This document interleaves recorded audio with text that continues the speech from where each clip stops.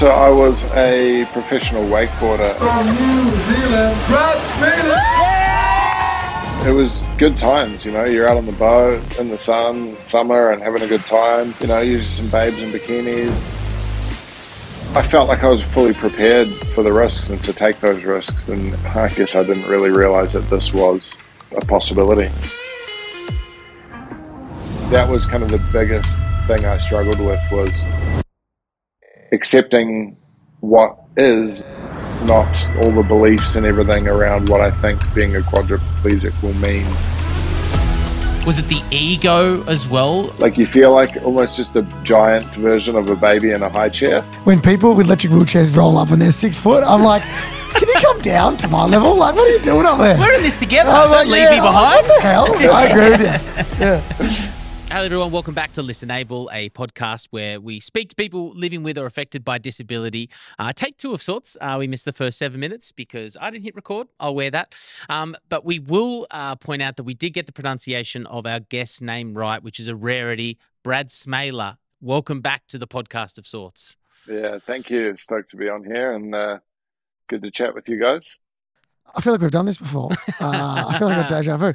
For the people listening, obviously you can't hear it. We forgot to click record. Rookie error, considering we were in 4 years, Angus, you and I. That's my fault. No, our fault, mate. We're a team. Brad, I thought your name was Smeele forever, right? Because I've followed you for about 2 years, but it's Smeele. Is that you just trying to be fancy, or is there a reason? Yeah, it's just a weird Dutch pronunciation that I think we've always just been kind of trying to make sure people pronounce it correctly. And I think it's just, going back to my grandparents, I remember them kind of teaching us how to pronounce it properly. And it's interesting. Obviously we get all sorts of Smeele, Smeele.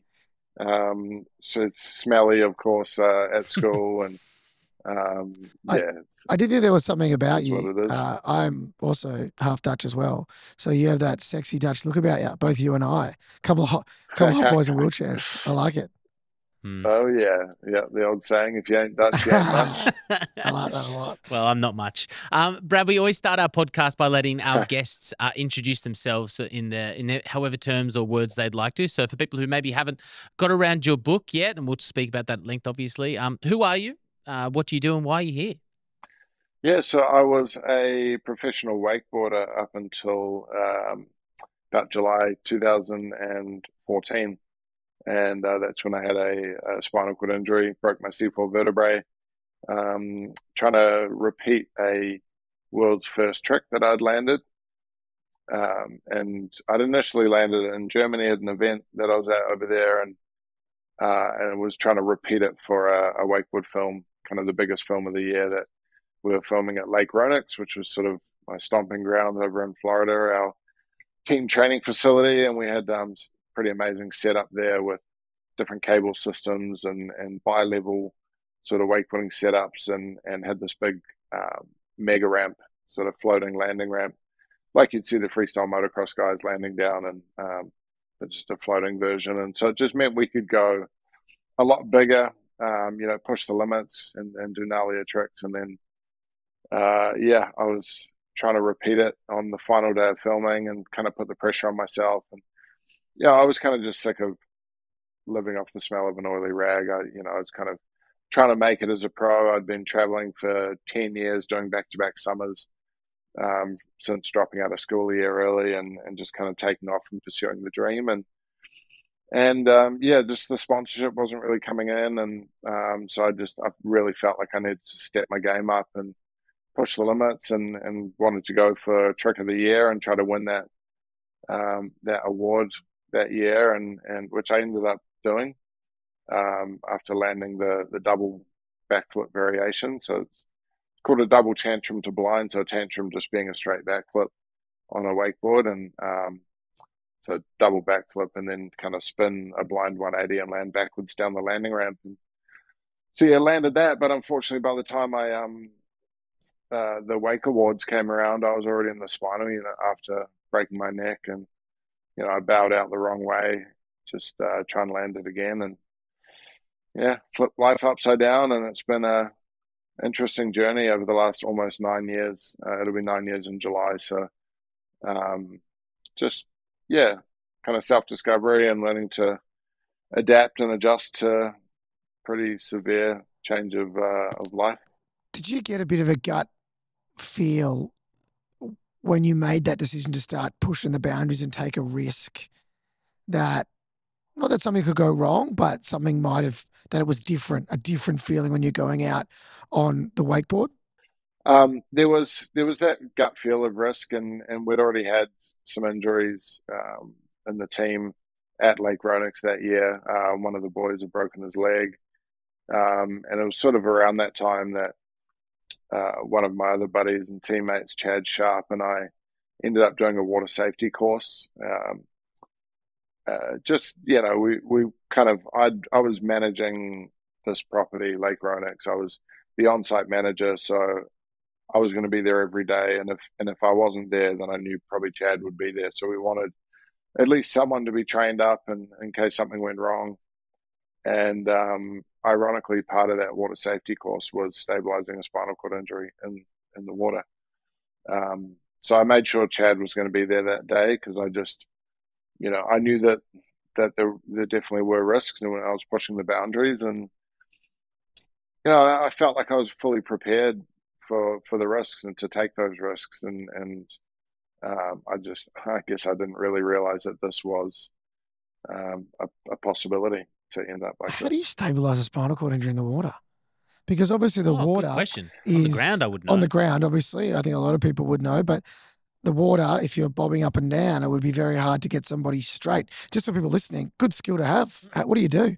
Yeah, it was. I think it's like one of the things was if there's even the possibility of suspected spinal cord injury when you're entering the water around that person, like say you're getting off the back of the boat, you don't just jump in and make a big splash and some waves that's going to Oh, of throw them course. around a little bit.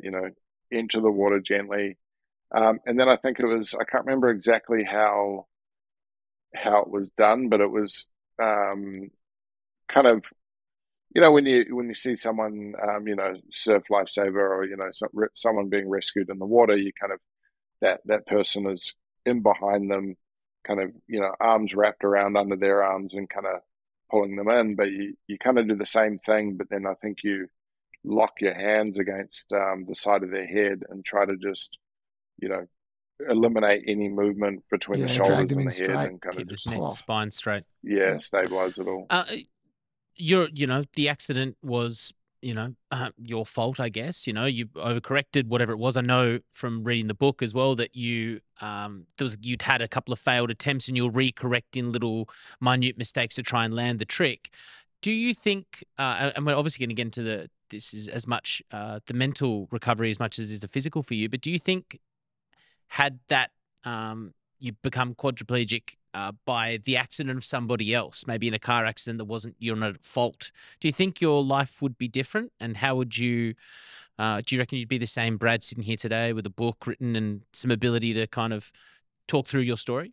Yeah, I mean, it's hard to say where things would be at now. I feel like I, hopefully would have learned a lot of the same things and overcome, I guess, that feeling of anger that I would imagine I'd have if this was someone else's fault. Um, because, yeah, I guess by taking ownership of it and making, knowing that it was my doing, it just meant that, I'm not blaming someone else and not having anger at someone else. And initially that anger was directed at myself. And so I think it was just something I was able to work through a bit easier, being able to take responsibility for it. I don't know. I just hate the idea of, or would hate the idea of this being someone else's fault and just kind of living with that anger and animosity. Having video Well, footage you've of watched the it. crash as Have you watched well, it? and like, yeah, oh yeah, yeah, I've watched it plenty of times. It's to the point where it doesn't affect me negatively How now. did It's you feel when you watched it, bro, early on? it was rough. Like the first time I watched it, actually, in my mind, I didn't realize it happened the way that it did. I thought, kind of the way that I tried to bail out and tried to save it. I thought it happened slightly differently, but yeah, being able to watch it, and because we were filming for this massive wakeboard film. It was like super high definition, ultra slow mo, like as full on as you could get. But no, I've watched it so many times now that it's just, yeah, it's fine. But initially, it was, you're watching something like that, and I'm like, oh, why did I do this at that moment? Why didn't I change it this way? Why didn't I bail out that way? Like why didn't I just commit anyway to the double flip? And yeah, it was just so many thoughts like that kind of went through my head, and a lot of regrets and stuff like that. No one's actually, I mean, outside of some close friends and stuff, no one's actually seen the footage yet. We've been saving it for, when we do Stop teasing release me. The sizzle, not the sausage, huh? Stop teasing me, you bastard. Yeah. All right. Uh, in the book, you basically split it into two halves. The first half being your story of your career, wakeboarding, and also your personal life and relationships. Yeah. And then you set that up to be the second half being where we are now post-accident. We're a podcast that focuses on disability, so we'll probably focus on the second half of the book. But to give the context for people to understand as we get into a bit more of sort of the mental side of the issues that you were facing and still dealing with because of the juxtaposition of your life and career. Could you please tell everyone, and us included, who Brad was before that day on the water? Yeah, I mean, I was obviously, as I mentioned, been traveling and the life of a pro wakeboarder. It was yeah, it was good times. You're out on the boat and just in the sun, summer, and having a good time. Usually some babes in bikinis and partying and whatnot, like especially on tour. And I I was a single lad and kind of enjoyed being single. I think deep down, I really craved like a real relationship, and I really wanted something real. But I guess because I was traveling so much and I was never really based in one place for more than 6 months. I'd tried relationships in the past, and I tried long distance, and that failed. So I'd kind of decided that, or I'd convinced myself that a relationship wasn't possible with the lifestyle that I was living. And so, yeah, I was just enjoying being single, and I felt like that needed to be told because a lot of what affected me and with my injury, and a lot of what I was really struggling with mentally revolved around physicality and sex and women relationships, all of that sort of stuff. And I know people are very interested in, sex after an injury like this. Like, can you still have sex? What's it like? Can you feel anything? All that sort of stuff. And so, in order to show the contrast, you got to show how things were before as well as afterwards. And I mean, let's get into it. Where are you at with that journey now about, appreciating your body and relationships and sex? What obviously you said that was obviously a really dark period, especially when you had your accident up in the chair. What's that journey been like, and where do you sit today? yeah, it's been interesting. So post accident, I've had a few relationships since then. Um, kind of, I guess, just working together and kind of learning and discovering what's possible. When it comes to sex, it's great that I can still have sex. And it was something I learned about even when I was in Shepherd Center, the spinal unit I was at in Atlanta, Georgia, for about 3 months. Part of that was that they had all these classes that we'd go to, and we'd learn about the injury and all sorts, from pressure sores and bowel, bladder, sexual function, all that sort of stuff. So um, I knew that it was possible. And then when I ended up being able to get into a relationship, that was something that we got to experiment with. And so, yeah, great to still be able to have sex. With relationships, I kind of struggled because, especially early on. So the first sort of couple of relationships I had in the first like 2 years after the accident, I pretty much screwed those up. Just more because I think I wasn't in a great place mentally myself, and I wasn't at a place of self-love and acceptance. And I found myself kind of seeking out gratification um, and sort of, yeah, just I ended up basically, just I think it was on Instagram chatting with someone on the other side of the world, and the messages ended up getting a bit, A bit naughty.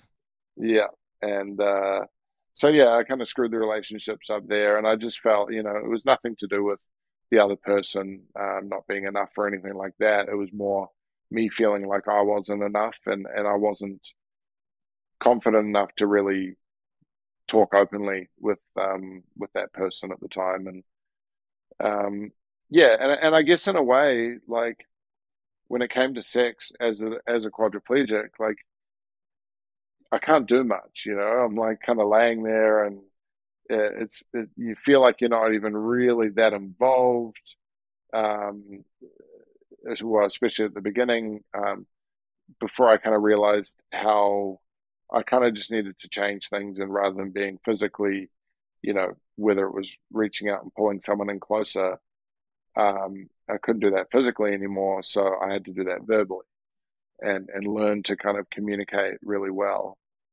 And so I think the main reason I was kind of out seeking these conversations with other people, it was because the fantasy was to me better than reality. It kind of reads like you did identify your personality as being quite a good-looking, active, professional wakeboarder, babes in bikinis, your word, sexually active guy.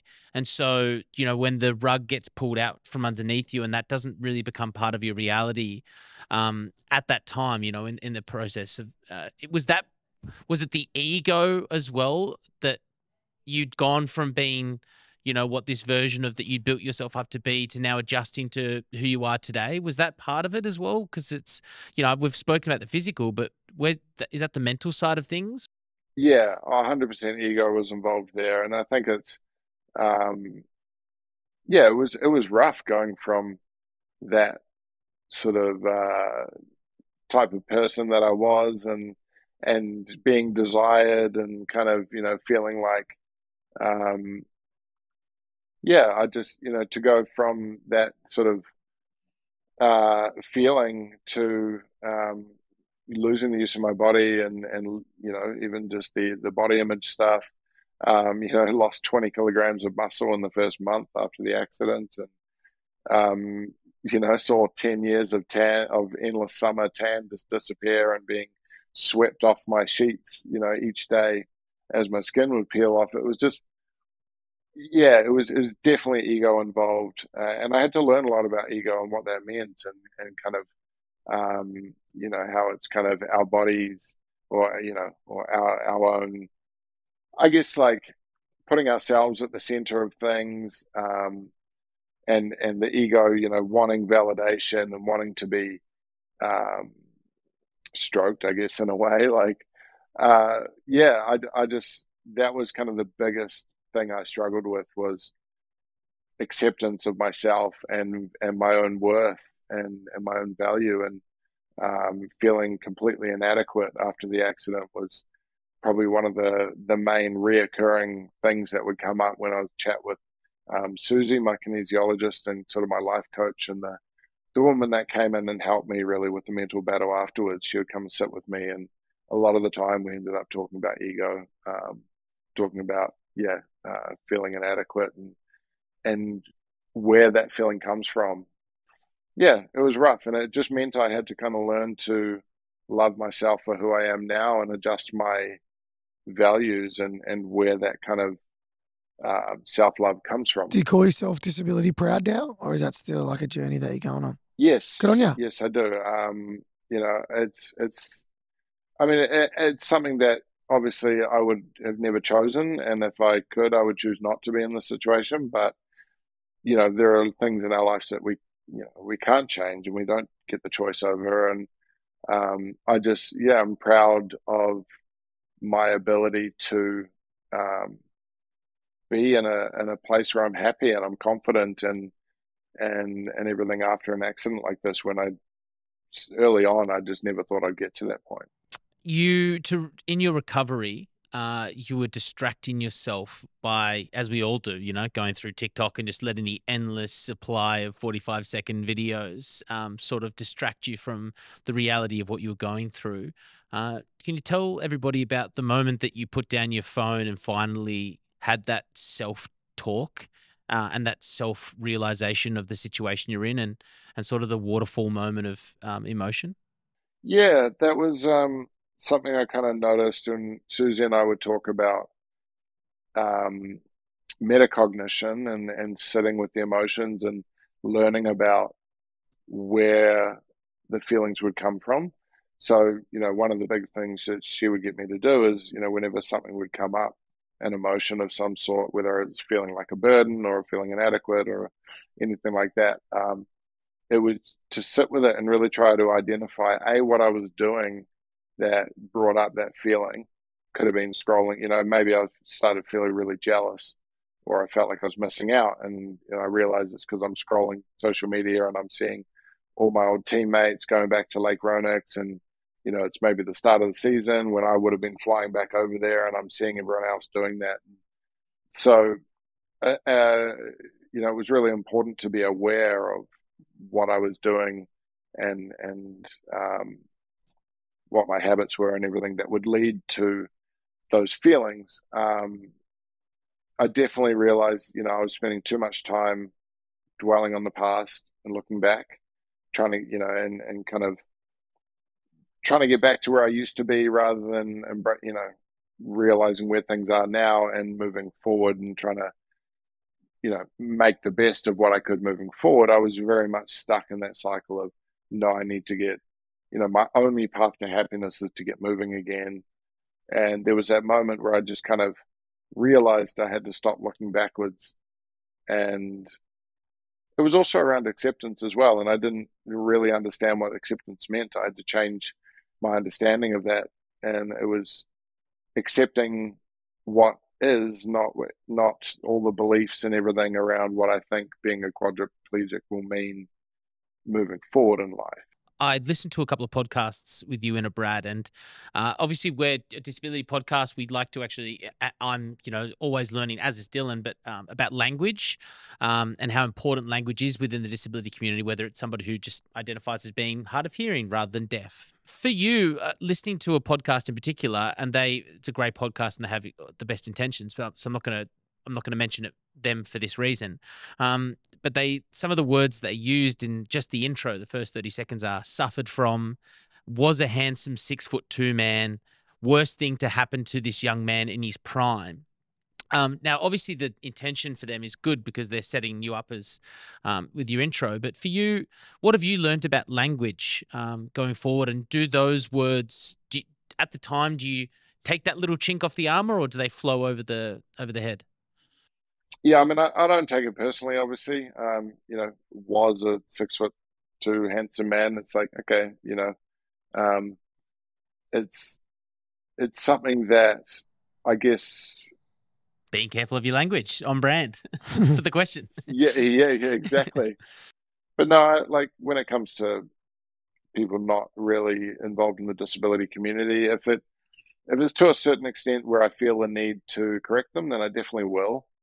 But no, it's just part of the journey. People don't understand sometimes, and I guess you got to pick your battles. Like, how often do you correct people? Yeah, hard at the start of a podcast to go, hey guys, don't want to start on a bad. Yeah, but here's what you said here, and here that I don't really appreciate. I got introduced on stage the other day. He's bound by his wheelchair, and I just straight away was like, I'm just gonna help. And like, I felt a bit bad for that person because I didn't mean it, but it's a learning opportunity. I didn't go, hey, you're a dickhead. Like, I was like, hey, wrong word, and that's okay because you don't know what you don't know. That's kind of what you're talking about before, Brad. Like, people might not be exposed to disabilities, so they don't know what to do, and now they've learned. Like, my mate said the R word at dinner the other night, and I pulled him up, and he's like, he almost started crying. I was like, man, it's okay. Like, don't worry about it. You know what I mean? So for people that can't see it, Brad, so you have minimal use of your arms, if not much at all. I've got to say, you've got a gangster-looking wheelchair. So you're using something called the sip and puff control. Never heard of that. Can you talk us through what that is? The STYLUS rod. You can stand. Hey, you can still stand up in your wheelchair to be 6 foot, right? You still are a 6'2" handsome man. F that person. Yeah, well, this chair actually doesn't stand, but it does. It raises up. It's got what's called eye level. So like I can get the chair to raise up. I don't know. It's kind of weird. It's kind of awkward. Like even driving around with a chair that has me at almost 6 foot tall again. Like you feel like almost just a giant version of a baby in a high chair. Hey, that's funny. Can I add to that? Because I'm in a manual wheelchair and I can't elevate.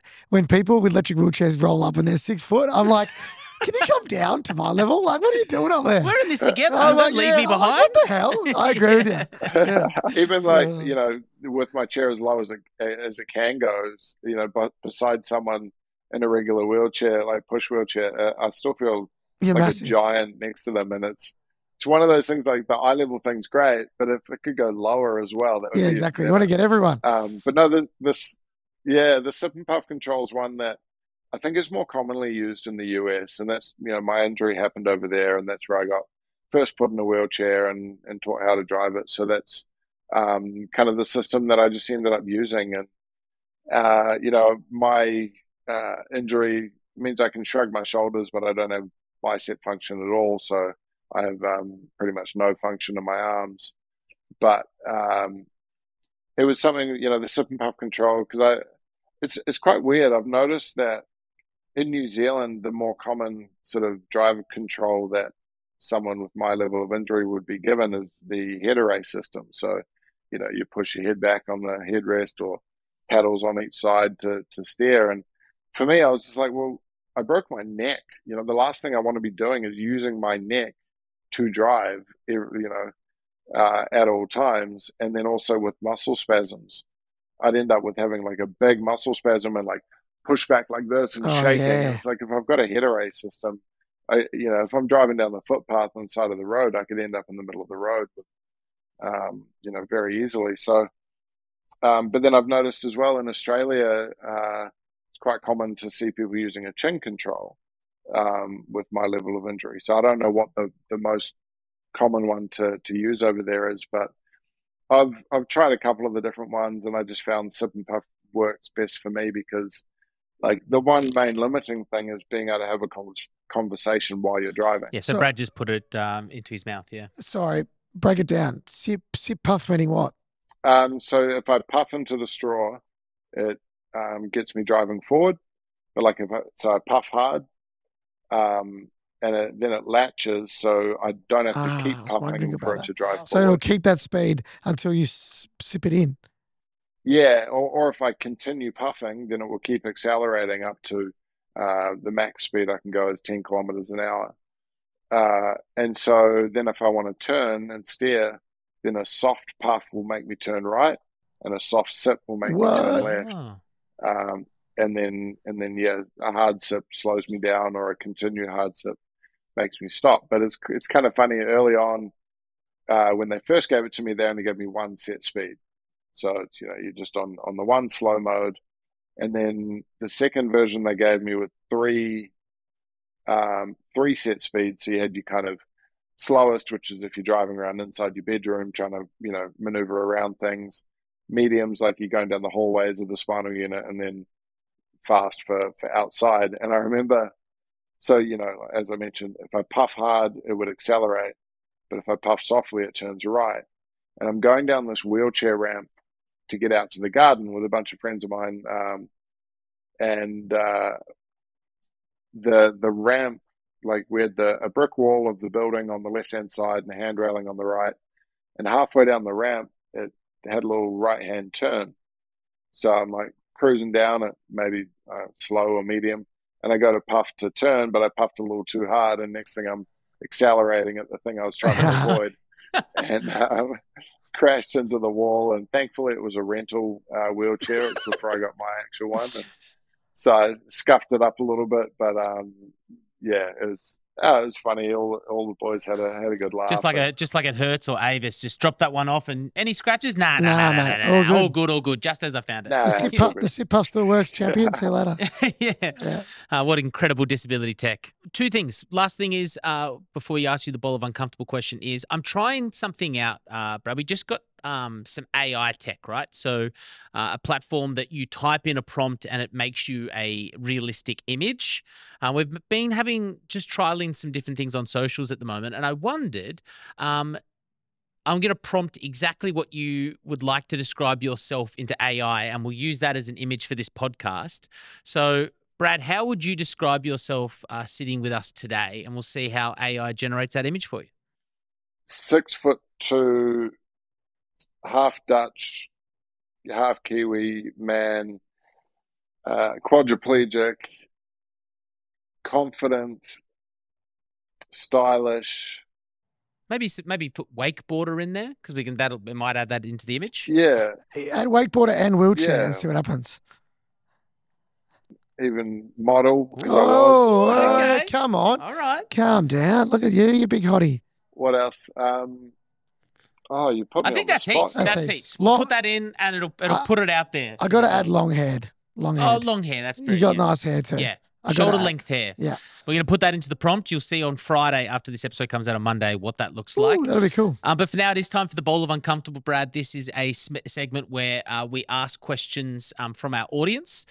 They send it to us via DMs. They can sometimes just write it in a comment underneath a post. You saw that we posted this on our Instagram. So Dylan's going to start with his, and then I'll hit the DMs. Yeah, ours is off Insta. If you could walk a day again, would you spend any of it wakeboarding?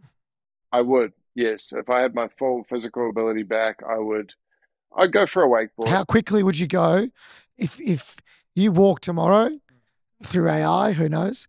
How quickly do you get on the water? Do you reckon? I mean, what would it take me to drive down to the lake from here? A couple of hours Okay, that Right, quick. that Good. quick. Good on you, mate. Okay. Good on you. to get that feeling back again. There'd probably be several other things that I'd like to do in order to get that feeling back. But that would definitely be something I'd do among many other things. But I'd probably be you'd see me running around like a madman, buddy, running down Forrest the beach, Gump. feet in the sand. And two questions slightly phrased differently, but I'll sort of meet them both in the middle from Doc and B.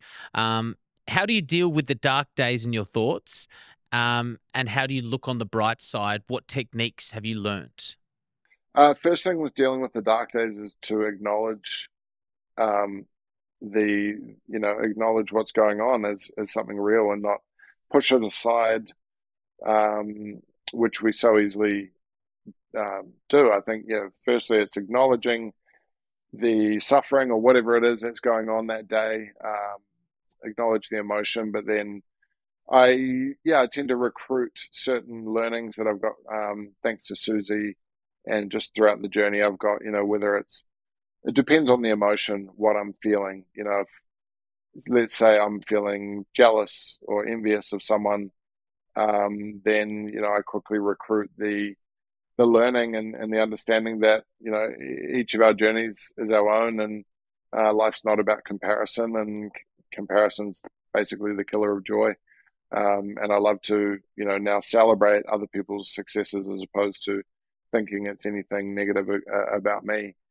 And same with if I feel like I'm missing out, then I just recruit the learning that if you're truly present, you can never actually miss out. It's impossible to miss out if you're living in the present. Even if it's like, oh, my buddies are off to a music festival and I'm feeling missing out because I'm not going, I'm not there. Well, there aren't two realities, right? There's only the one reality where I'm here in the room. So missing, we create the alternate reality and build up the story of, if I was there, I'd be having this amazing time with my friends. But that's just a story we come up in our head. And even if we see pictures of our friends having the good time, it's like, if I was there, that's a new dynamic to that situation, and we don't know what might have happened and how that would look. So I feel like on those dark days, it's sometimes it's necessary just to switch off. We feel like we have to push through and turn a bad day into a good day, and sometimes it's just a bad day and you just got to let it be that. sit with it, learn about it, and then hopefully wake up the next day feeling better and more confident and able to work through those things. Good job, mate. Brad Smeele, we should say we're going to have the link below to Essential Talent. We'll have a link to your website. We'll have a link to your Instagram. We'll also have a link. What's the best link for people to get that you get the most percentage out of owning it? What's the... I think it's pretty standard across the board, whether it's an ebook or a paper copy. Chuck on an Amazon link below. Yeah. On yeah. social We'll media, yeah. Shit. Oh, here comes a joke. We weren't recording. Oh, okay. That's a joke Nah, on me. We were, we Brad. were recording we were, this Brad. time. We got were you, recording. Brad. Just kidding. Thank you very much for coming on. We really do appreciate it. And we'll also chuck in the links below a little 5-minute read on how you too can brush up on your water safety as well. So Cool. Thank you very much for coming on, Brad. We appreciate it, man. Good on you, Brad, you ledge. My pleasure. Nice to chat with you guys.